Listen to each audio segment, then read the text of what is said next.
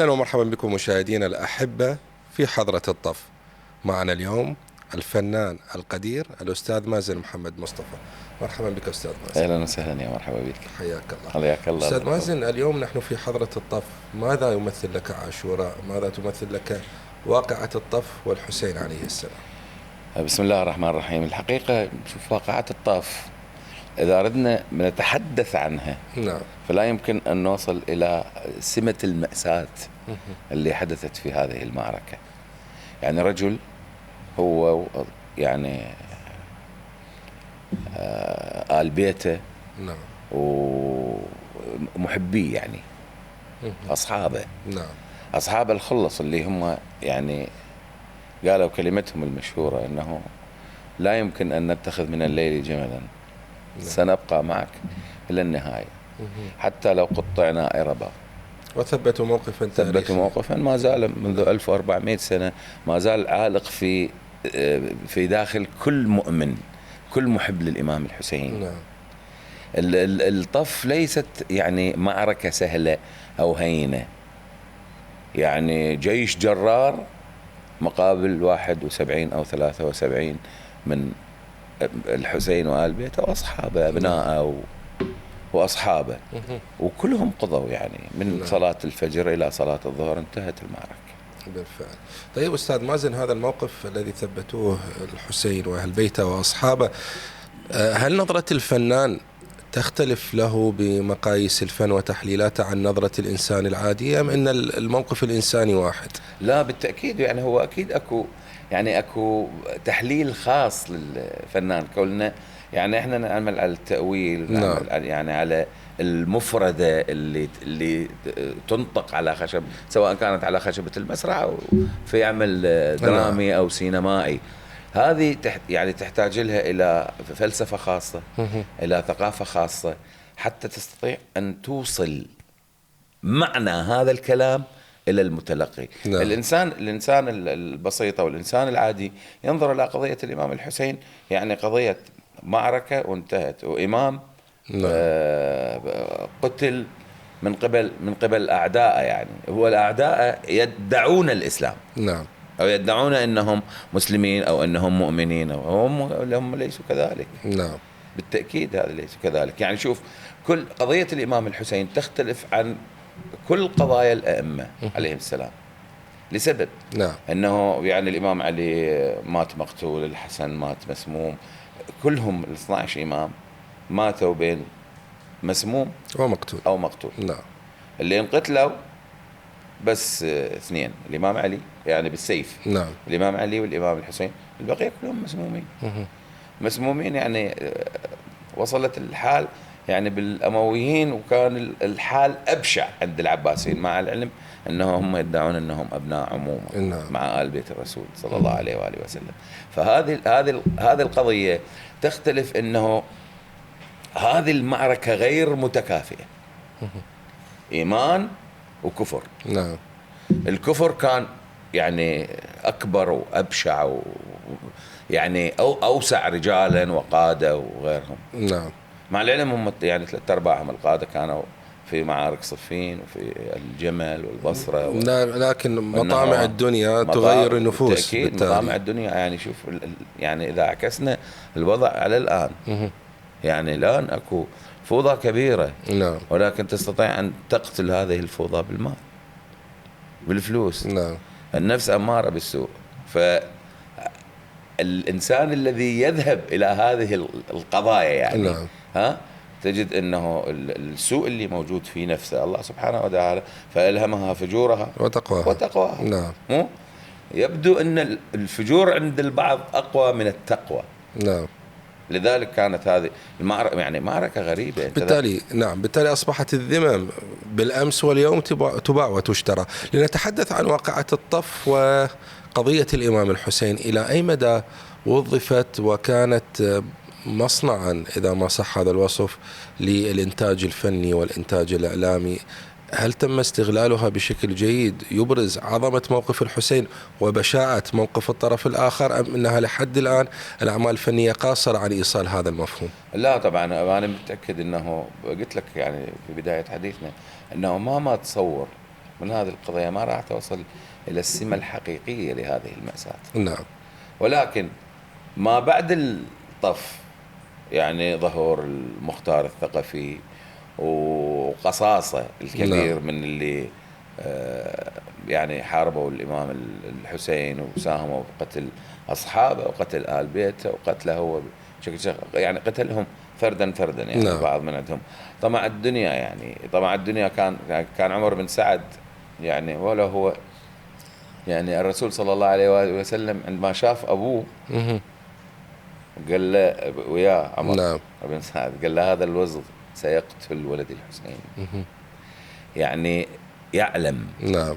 حتى اكو قصيدة للشاعر الكبير عبد الرزاق عبد الواحد عن الإمام الحسين يقول نعم. هتف البشير فقبل ابنك يا علي بالمعنيين مقبل ومقبل تدري ويدري الله وجده من قبل إيحاء مولده بيوم المقتل.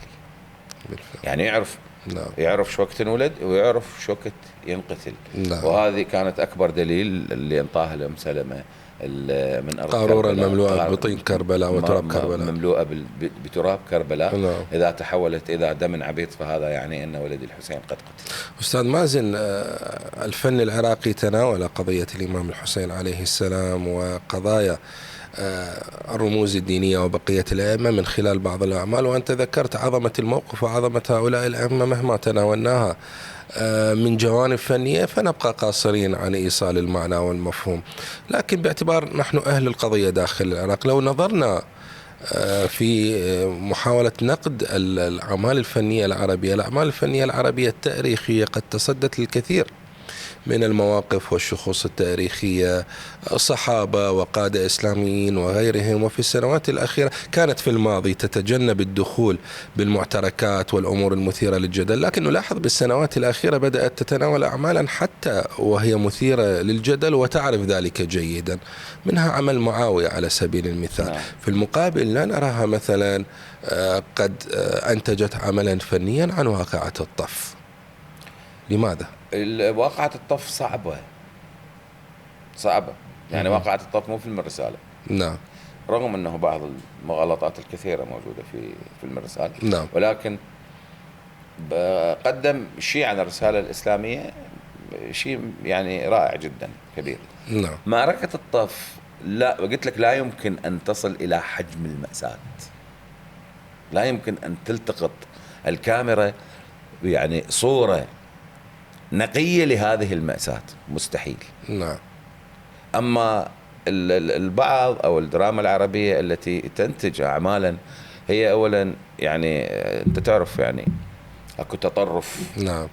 ديني يعني عند إخواننا السنة أكو تطرف ديني، وعندنا إخواننا الشيعة أكو تطرف ديني. نعم. يعني أكو من متعلق في قضية الإمام الحسين ولا يحيد عنها، وأكو من متطرف، والبعض من عندهم يقولون سيدنا معاوية ويقولون سيدنا يزيد. نعم. وهم ذولا يعني من الطلقاء يعني حتى لا يمكن أن يجلسون على دفة الحكم. أستاذ مازن، يعني افتهمت من جوابك أنه ربما يكون جزء من عظمة واقعة الطف أنها عصية على أن تمثل أو تجسد من جميع الزوايا. صعبة بالمسرح يعني، طلعت أكثر من مسرحية يعني. نعم.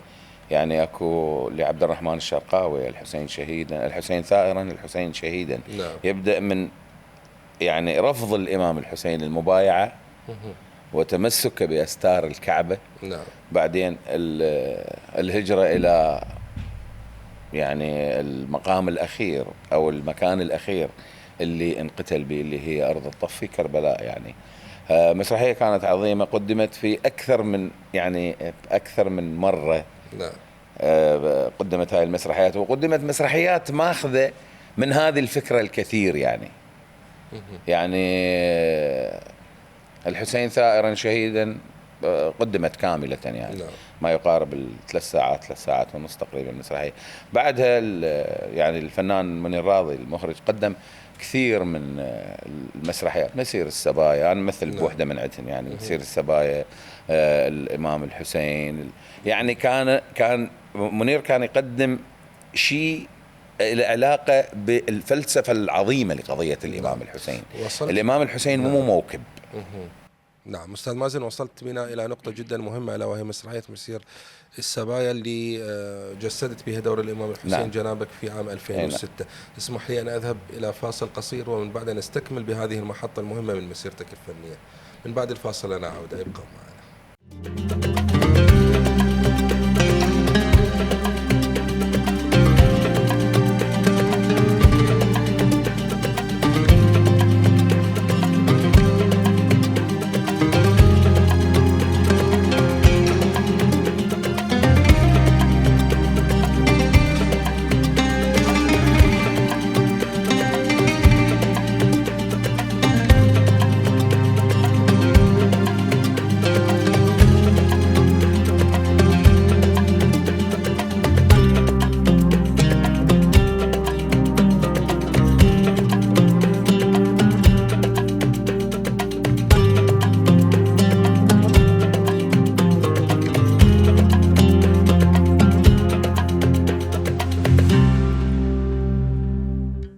من بعد الفاصل نجدد الترحيب بضيف حلقتنا لهذا اليوم، الفنان الأستاذ مازن محمد مصطفى. مجددا مرحبا بك أستاذ مازن.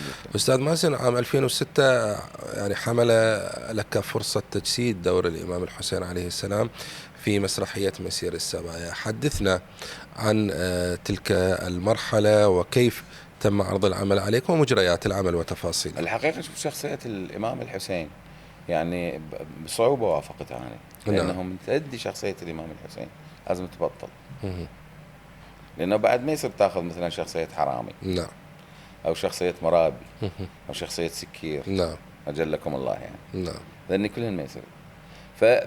فرغم ذلك يعني جسدت هذه الشخصية، عرضناها ما بين الحرمين، حرم نعم. الإمام الحسين عليه السلام والإمام العباس عليه السلام. المسرحية تبدأ من لحظة نهاية المعركة، من رض صدر الإمام الحسين عليه السلام. يعني هذه الخيول الأعوجية شلون رضت الصدر، وتبدي التداعيات، يعني تداعيات عن ذول القادة اللي ساهموا في مقتل الإمام الحسين.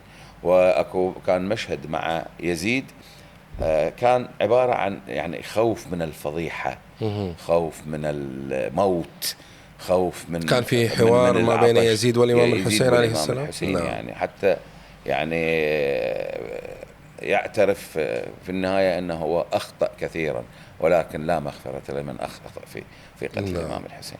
طبعا هذا الاعتراف وطلب المغفرة هو ضمن الإطار الدرامي وليس ضمن السياق التاريخي الحقيقي. لا هو ما له علاقة، ورجل يعني يقارع يعني يقارع يعني يلهو مع أجلكم الله القرود ويحتسي الخمر. هذا يحيلنا إلى إشكالية فنية وتاريخية أستاذ مازن في تجسيد الأعمال الفنية، سواء في الإنتاج العراقي أو حتى في الإنتاج العربي. الفن هو وثيقة مرحلية أكيد، زمانية ومكانية. هنالك من يرى أن التصدي للأعمال الدرامية التاريخية يجب أن يكون متناسقا تماما ومتطابقا مع ما نقلته كتب التاريخ. أكيد. البعض الآخر يقول يجب أن يكون هنالك فرصة أو دور للفنان أو المؤلف أو المخرج أن يضفي حوارات تاريخية ويختلق نظرة درامية ربما لا تكون موجودة ويعطي مجال للاجتهاد. بالنهاية يقول هو ليس وثيقة فنية من يتبنى هذا الرأي، بل هو عمل درامي يجب أن أمتع به المشاهد وأحرك أحاسيسه وأجعله ينسجم ويعيش مع الشخصية والدور. أنت مع أي من النظريتين؟ شوف الدراما رسالة. نعم. أنت عليك حتى توصل هذا الرسالة بشكلها الصحيح والحقيقي ويفتهمها الإنسان البسيط. نعم. والإنسان الواعي جدا، يعني لازم تدغدغ مشاعره ببعض الحوارات اللي يعني تجعله يخشع. نعم. تجعله يعني ينتبه بشدة لما يحدث. أنت يعني أيضا من تقدم شيء في وثيقة يعني، وتعود إلى التاريخ، تعود إلى التاريخ، تأخذ المراحل الزمنية اللي تمر بها الشخصية. نعم. بس شلون تعالجها يعني. في مسلسل المختار كثير من المشاهد كانت بها خشوع تام يعني. نعم. فلازم يعني لازم توصل هذه الفكرة يعني. نعم. أنا مع أنه تقدم عن قضية الإمام الحسين. نعم. بس تسمح للكاتب، تعطي حرية التصرف في اختيار الكلمات المناسبة، اختيار المعاني الحقيقية. طيب خلينا نعطي أمثلة حتى توصل للمشاهد أكثر. هسه هو موقف مثبت تاريخيا، مثلا موقف شجاعة أو موقف هروب، مثبت تاريخيا انه فلان هرب مثلا من المعركة وفلان تصدى كان شجاع، اعزز على هذا الموقف الثابت من خلال ابرازه بكلمات الشجاعة، خطب حماسية. أنا اوكي ما مختلفين طبعا. لكن اطلع مثلا فد مشهد للجبان او للخائن او لمن يدعي الاسلام، اقول احتمال هو كان بينه وبين نفسه يعني عنده فد صراع نفسي واحيانا يتندم. انا ابدي احلل فد شيء ما موجود بكتب التاريخ، واقول بالنهايه هو انسان جالس فد يوم قاعد بالليل وصفن وقال والله علي رجل شجاع وامام حق، انا ليش دا عادي؟ او الحسين عليه السلام سبط الرسول، انا كيف قتلته؟ وابدي اختلق واتخيل انه ربما شمر في يوم من الايام ندم، والندم هو اول خطوه للتوبه. او اقول مثلا يزيد في يوم من الايام مثلا جائز في ليل بكى على الحسين، وابدي فد اختلق حالات. هنا أنا خيال الكاتب ماكو فد روايه تاريخيه تثبتها انه هو ندم او قال كذا كلمه بحق فلان او فلان. هنا أنا بديت اعطي صوره مغايره عن شخصيه هذا الشخص ومدى اجرامه مثلا بالتاريخ. لا طبعا، شوف، هي يعني هذول الناس اللي ساهموا في مقتل الامام الحسين لا يمكن ان يصحى ضميرهم في لحظه ما. نعم. خلاص هو مارس الجريمه، الله ما يحبهم. نعم. الله ما يحبهم، ذول حطب جهنم انا اسميهم. الله ما يحبهم، ما يريدهم. نعم. فلا يمكن في اي لحظه من اللحظات انه يصحى ضميره. نعم. او يقول كلمه في حق الامام الحسين. شوف مره من الروايات المرويه يعني يزيد يسال الامام السجاد عليه السلام، يقول له هل من مغفرة لقاتل أبي؟ قال نعم. نعم. طبعا تعرف إمام هو لازم يجاوب. نعم. قال نعم. قال له شنو؟ قال له صلاة الغفيلة ما بين صلاتي المغرب والعشاء أو العشاءين يعني. نعم. المغرب والعشاء. فالعقيلة زينب عليه السلام قالت له شلون تعلمه وهو هذا قاتل أبيك؟ نعم. قال له صدق يا عمه أنه لن يصليها إلى أن يموت. نعم. يعرف. وقال أنا إمام لازم أجاوب عندما نعم. أسأل، لازم أجاوب حتى وإن كان يبغضني. نعم. هذا الشخص نبي محمد نفس الشيء، كانوا اليهود يبغضوا بس من يسألوا يجاوب. نعم. علي بن أبي طالب عليه السلام نفس الحال. إذا الأعمال الفنية لا يجب أن تحرف الشخصية الحقيقية لا، لازم وثيقة، نذهب للتحليل لازم والخيال وافتعال. نعم. يعني شوف في معركة صفين أعتقد أو النهروان عندما هرب عمرو بن العاص. نعم. يعني انطلق خلفه. نعم. الإمام علي يعني عذرا هي الحادثة تاريخية، الرواية يعني معروفة. نعم. معروف ما فعله عمرو بن العاص. ما فعله عمرو بن العاص. نعم. هذه القضية تناولها مظفر النواب. يعني يقول أن عليا يتوضأ بالسيف قبيل الفجر. نعم. ونبيك عليا ما زلنا نتوضأ بالذل ونمسح بالخرقة حد السيف. نعم. ما زالت عورة عمر بن العاص معاصرة وتقبح وجه التاريخ. هذه قباحة لا يمكن أن تنجلي. نعم. أما أنت تتحايل عليها، ما تطلع لي إياها بمسلسل معاوية، هذا خطأ تاريخي كبير يعني. أو يطلع هذه الشخصية مثلا معاوية عادل يعني مثلا، ويعرف حق الإمام علي لكن الظروف التاريخية يعني دفعته وما يريد هو يستدرج زوجة الإمام الحسن. نعم. وتسمى على أمل أن يزوجها من ابن يزيد. لا وعود لهم. نعم. بعدين انتهت راحت إلى مزبلة التاريخ. ولا هم المزبلة اللي تحتضن هذول الناس يعني مزبلة خاصة حتى ما لها علاقة بالتاريخ. أستاذ مازن، المصريين سبقونا بتناول قضية الإمام الحسين عبر المسرحيتين الأشهر ربما بالإنتاج العربي، الحسين ثائرا والحسين شهيدا. القصور الفني العراقي مبرر كون أننا عشنا فترات طويلة من الدكتاتورية، وكان فقط لفظ اسم الإمام الحسين ربما يذهب بك إلى المشانق. لكن بعد 2003 برأيك كيف من الممكن أن نلحق بهذا الركب ونعوض ما فاتنا على الأقل فنيا من ناحية تجسيد هذه الشخصيات؟ وكل مجتمع كما تعلم يجب أن يوظف ما يمر به وما يمتلكه من تراث وحضارة وإرث بأعمال الفنية لكي يوثقها وفي نفس الوقت يعني ينتج عملا دراميا رفيع المستوى.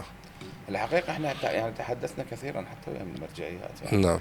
الآن يعني الوقت مسموح به، الديمقراطية فسحتها كبيرة، نعم. الحرية فسحتها كبيرة، عليك أن توصل لهذه القضية. يعني أنت ليش تبخل عليها؟ أنت ما تريد ناس نعم ينتمون إلى المذهب مثلا؟ قدم شخصية الإمام الحسين أو قدم مقتربات لشخصية الإمام الحسين، ونحن أولى من غيرنا لأننا أصحاب القضية. طبعا. في اليوم كنت عضو لجنة مشاهدة نعم. مهرجان الطف في النجف الأول، فصعدنا كان المحافظ قاعد. نعم. فأنا استغليت أنا شوية وكح. نعم. استغليت الفرصة، قلت له مرد عندي كلمة أقرأها يعني أحكيها. فوقفت ورا المال قلت لهم السلام عليكم جميعا، قلت لهم أنا شوية طماع راح أستغل وجود السيد المحافظ وأقول لكم القضية قضيتنا. نعم. والحسين بالعراق، والقضية المعركة صارت بالعراق، والآن الزمن مفتوح والحرية موجودة والديمقراطية موجودة. نعم. شنو اللي يخليكم والفلوس موجودة، لا أحد يقول ماكو فلوس. إيه لا طبعا. نعم. ها شنو اللي يخليكم ما تحولون هذا المهرجان إلى مهرجان دولي؟ ليش محلي؟ ليش محلي؟ نعم. يعني نعرف قضية الإمام الحسين دولي دولي يا أخي، أجيب من الهند، أجيب من باكستان، أجيب من لبنان، أجيب من سوريا. نعم. هذه القضية لازم توصل، مثل ما يعني مرارا وتكرارا نقول أنه الآن الحرب وضعت أوزارها. نعم. وانتصار كان باهر يعني مفعم بالرجولة والبطولة ضد عصابات داعش. قواتنا الأمنية جميعا نعم. بصنوفها بكل صنوفها انتصرت خلال سنة وقضت على عصابات داعش. اكو فلول هسه انا ما اقول لك قضت عليهم بشكل نهائي، اكو فلول بسيطه يعني. نعم. وهذه مقدور عليها. امريكا كانت تقول يحتاج الى 30 سنه حتى نقضي على عصابات داعش. خلصنا هذه الرجوله. نعم.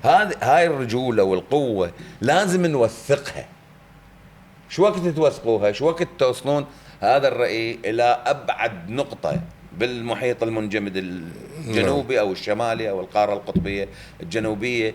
هناك ايضا اكو ناس. نعم. احيانا نشوف من الله سبحانه وتعالى يعني يوم القيامه يحاسبك وانت ما تعرف، ما يقدر يحاسبك. نعم. لانه انت ما تعرف، بس من تعرف وتقصر يخسر حسابك. هاي واحد. وما زال حتى الان يوجد قصور بتناول هذا الجانب طبعاً. سواء بطولات الحشد الشعبي او واجبنا تجاه الامام طبعاً. الحسين. احبتي المشاهدين خليكم ويانا فاصل وراجعين.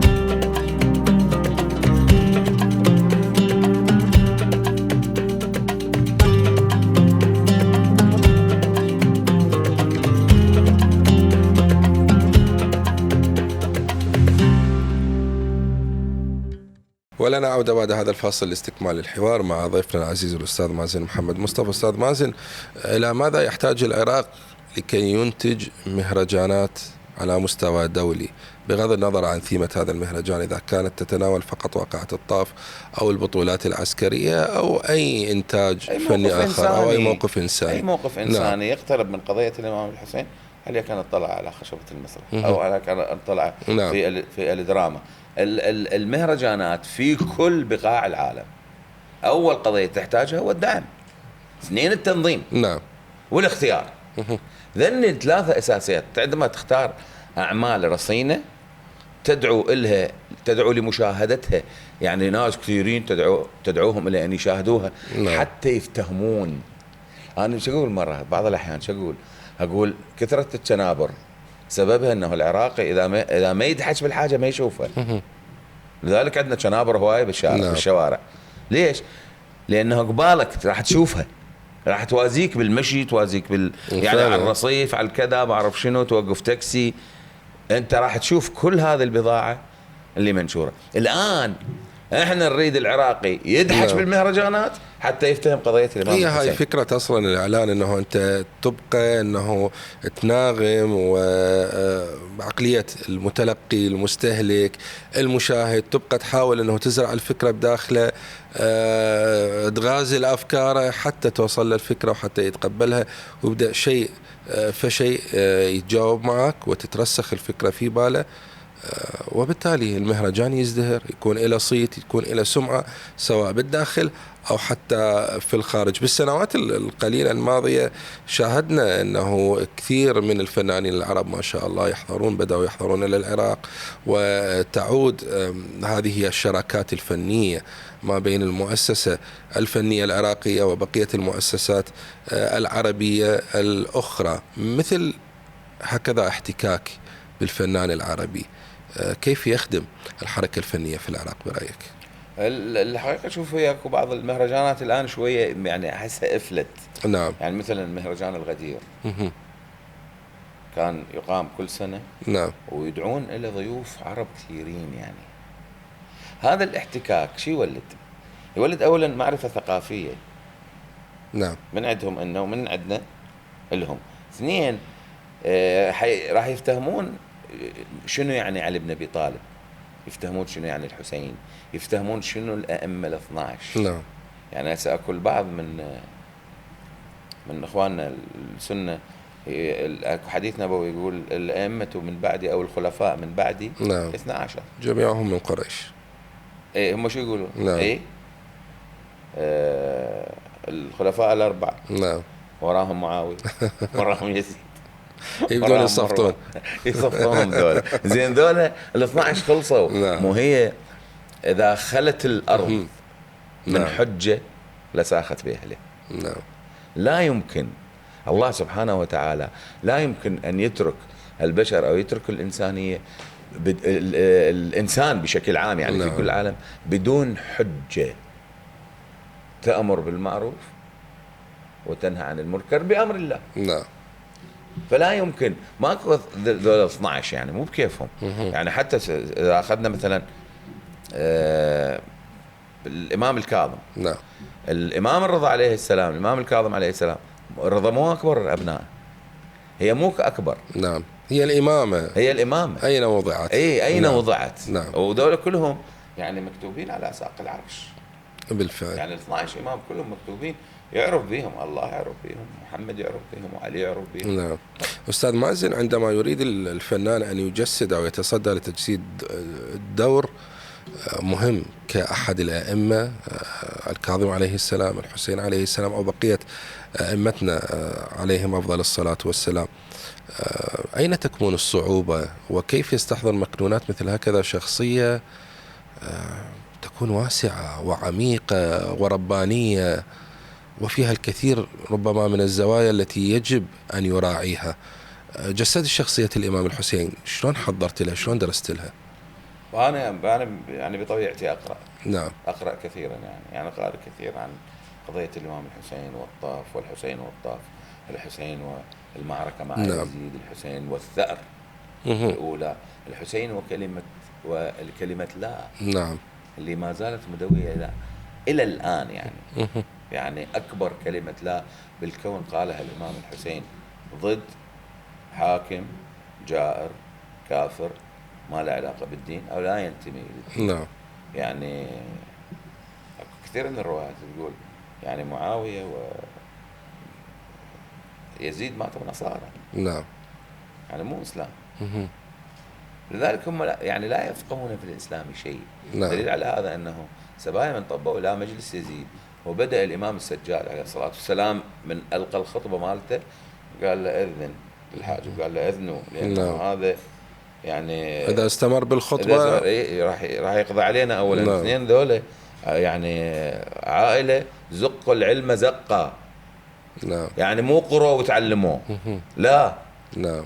يعني موجود العلم من الله سبحانه وتعالى. نعم. يعني حتى كان طفل الإمام الجواد. نعم. وتعرف يعني الخلفاء العباسيين حاولون أن يستخفون بآل البيت، فراد أن يسوي مناظرة. نعم. فسأله سؤال على الآية القرآنية الكريمة، يقول والسارق والسارقة اقطعوا أيديهما نكالا بما كسبا نعم جزاء. فسألهم من تقطع اليد؟ قاعدين علماء كثيرين، شي قال من الكتف، شي قال من الرسخ، شي قال من الناس، وصل للإمام السجاد. قال استشهد بآية قرآنية إن المساجد لله فلا تشركوا مع الله إلها آخر. المساجد مو البنايات، نعم، لا، المساجد 7 اللي نعرفها نحن، نعم، أو 6 اللي هن الراحتين، نعم، والجبين والركبتين والإبهامين، نعم، مو أماكن السجود، ذني 7 نعم. أماكن السجود. قال لهم ذني مالات الله، يعني ما يصير تقطعون. نعم. شلون يتوضا اذا قطعتوا ايده منه؟ شلون يصلي؟ شلون يسجد؟ نعم. فذني قال لهم تقطعون فقط الاصابع او جزء من الاصابع. نعم. فظلوا صافنين بعد الصبي، يعني صبي يستشهد بايات، ذولاك ما يستشهدون نعم. بايات. بالتالي هذا علم آل البيت وعلم رباني. يشوف تجسيد مثل هكذا شخصيه تكون على درجه عاليه من الصعوبه. نعم. يعني انت الان تجسد شخصيه غاندي صعبه. ليش؟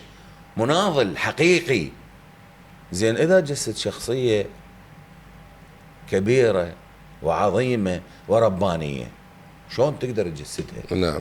يعني شنو الهيئه اللي تطلع بيها انت امامه؟ فلذلك احنا بكل اغلب المسرحيات يعني الشخصيات الربانيه كانت يعني تغطى هذا. نعم. حتى تخلص من هذا يعني انه مهما تقدم، والناس يبدون يتصورون انه شخصيه الامام الحسين هي بالتالي بهذا الشكل بهذه يعني الهيئه. انت نعم. مهما تقدم ما راح توصل الى يعني واحد يعني عشر نعم. بالمليون. بالتأكيد. أستاذ مازن بقالي من الوقت 30 ثانية، وأنا عادة أختم مع فنانيني بسؤال: شخصية إسلامية أو تاريخية تطمح أنه تجسدها في يوم من الأيام؟ الحقيقة أنا كلش تستهويني شخصية يعني الخليفة الأموي اللي أنصف أهل البيت، اللي هو المأمون. لا مو المأمون، عمر أعتقد. عمر بن عبد العزيز. عمر بن عبد العزيز. نعم. عمر بن عبد العزيز رغم إشكال لأنه هو أيضا تابع لشجرة الملعونة. ولكن هذه المواقف قد تشفع له. تخيلتك راح تقول المأمون لأن جعل الإمام الرضا يعني هو ولي عهده أو هكذا تذكر كتب التاريخ. لا مكيدة. نعم. مكيدة على أساس شنو المأمون مثلا شريف لو يحترم أهل البيت من يسمى الإمام الرضا غير هو. نعم. لا لأني بس ذاك أنصف. أولا أوقف سب الإمام علي. نعم. 60 سنة ينسب الإمام علي على المنابر، يعني مو قليلة. نعم. فأوقف السب، رجع فدك لآل البيت. بس ما يعني الأمويين ما يخلون هيك شخصية ممكن أن توغل. نعم. بالعدل. إن شاء الله نشاهد في يوم من الأيام الأستاذ مازن محمد مصطفى يجسد شخصية يعني عمر بن عبد العزيز، سواء من خلال المسلسلات التلفزيون أو من خلال عمل مسرحي. بالتأكيد راح يكون على درجة عالية من الضخامة والنجاح، أنا متأكد. شكرا جزيلا لك أستاذ مازن لحضورك اليوم للبرنامج. شكرا الإشراق، شكرا للأخوة خلف الكاميرات، شكرا للصوت، وشكرا لحضرتك أستاذ العزيز، شرفنا بك، وكذلك نشكر كل من تابعنا هذا اليوم. إلى اللقاء.